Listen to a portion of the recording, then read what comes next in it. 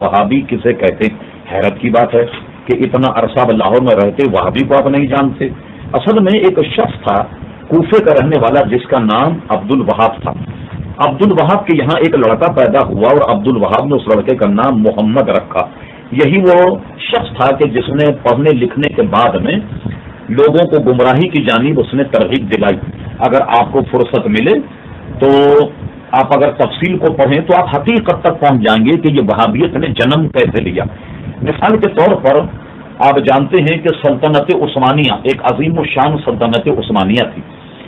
جب British government کی ٹوٹ پھوٹ شروع ہوئی تو انہوں نے برطانیہ نے کیا کیا کہ اپنی ایک نو آبادیاتی منسٹری قائم کی اور اپنی اس منسٹری میں بے شمار جاسوسوں کو مسلمانوں کی تباہ اور مسلمانوں کی سلطنتوں کو تباہ کرنے کے لیے انہوں نے دنیا کے ہر شہر میں بھیجا۔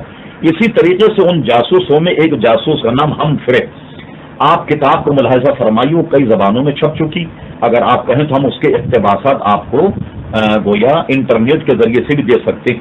ہمفرے نے اپنے اعترافات میں جو اس نے مظالم ڈھائے، مسلمانوں کی کیسے جاسوسی کی، سلطنت اسلامیہ کو کیسے توڑا، کیسے اس نے عربی پڑھی، کیسے اس نے استنبول میں رہ کر ایک شیخ سے ترکی زبان سیکھی، اس کو اگر آپ پڑھیں تو اس نے بڑی تفصیل سے لکھا کہ میں عراق گیا اور عراق میں میری ملاقات محمد بن عبد الوہاب سے ہوئی۔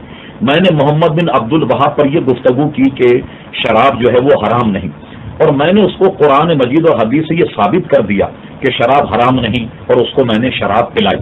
شراب پلانے کے بعد پھر میں نے اس کو ایک نئے جال میں پھانسا اور میں نے اس سے کہا کہ یہ بتاؤ کہ متا جائز ہے یا نہیں۔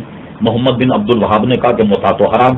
پھر وہ کہتا ہے ہم کرے کہ میں نے متا پر مناظرہ کیا اور مناظرہ کرنے کے بعد محمد بن عبد الوہاب کو متا کرنے پر میں نے آمادہ کیا۔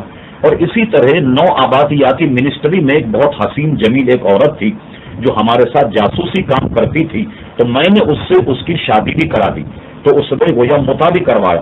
اس طریقے سے پھر وہ کہتا ہے کہ میں نے اس کے ذہن میں یہ بات ڈالی کہ تم بہت بڑی اسکالر ہو اور اللہ تبارک و تعالیٰ نے کسی عظیم کام کے لیے تم کو پیدا کیا، اور اس نے کہا میں نے اس کو یہ جھانسا دیا کہ تم ایسے ہو جیسے امیر المومنین حضرت عمر رضی اللہ تعالیٰ عنہ ہیں، اور اس طریقے سے غبارے میں ہوا بھرنے کے بعد انگریزوں نے اس کو نجد کی سرزمین پہ لا کر استعمال کیا۔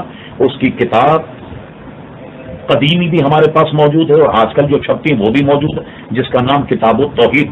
کتاب التوحید اگر آپ ملاحظہ فرمائیں تو اس نے اپنی جماعت کے علاوہ تمام دنیا کے مسلمانوں کو کافر کہا، یہاں تک کہ وہ اتنا انتہا پسند تھا کہ کسی عورت کو جو سنی ہوتی اس کو کہتا کہ تم وہابی بن جاؤ، جب وہ وہابی بن جاتی تو اس کا سر مونڈ دیتا، کہتا کہ یہ اس کے زمانے جاہلیت کے بعد، اس سے اس کی انتہا پسندی کا اندازہ لگائیے۔